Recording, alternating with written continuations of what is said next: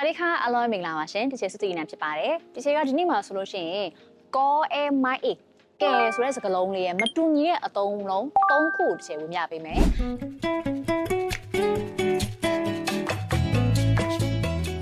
ပထမဆုံးကဲကဘာတိပဲရလဲဆိုရင်အသက်အရွယ်အိုတယ်မင်းနဲ့အသက်ကြီးတယ်ဆိုတဲ့ဒီပဲရတယ်အဲ့တော့အသက်ကြီးတယ်ဆိုရင်အာယုကဲလို့ပြောလို့ရဥပမာဖြစ်သူကကျမထက်အသက်ကြီးတယ်เขาอายุแก่กว่าฉัน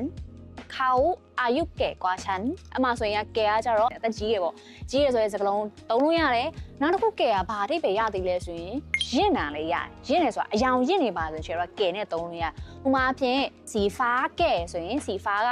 ဒီမိုးပြရအောင်အဲ့တော့စီဖားကဲဆိုမိုးပြအရင်ရအောင်စီဒန်ကဲအနီရင့်ရအောင်ဆိုတော့အယောင်လေးရဲ့နောက်မှာကဲထည့်လိုက်လို့ရှိရင်ကြတော့အယောင်ရင့်ဆိုတဲ့အဓိပ္ပာယ်ရသွားတယ်နောက်ဆုံးတစ်ခုနေရာကြတော့ကဲကလေကိုဆိုတဲ့နေရာမှာလည်းသုံးတယ်ကျမကအဖေကိုလက်ဆောင်ပစ္စည်းပေးတယ်သူကအမေကိုအင်ဂျီဝယ်ပေးတယ်အဲ့လိုမျိုးနေရာမှာကိုဆိုရင်လည်းကဲကိုသုံးလို့ရတယ်ဥပမာအဖြစ်ဒီฉันကျမကให้ของขวัญလက်ဆောင်ပေးတယ်အဖေကိုပေးတယ်ကဲพ่อดิฉันให้ของขวัญแก่พ่อ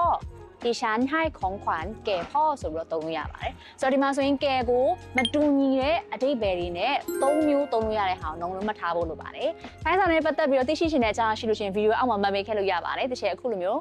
ဗီဒီယိုလေးပြန်ရှင်းပြပေးမယ်ပေါ့နော်ဆိုတော့အားလုံးကျေးဇူးများတင်ပါတယ်ချေစုတည်နေဖြစ်ပါတယ်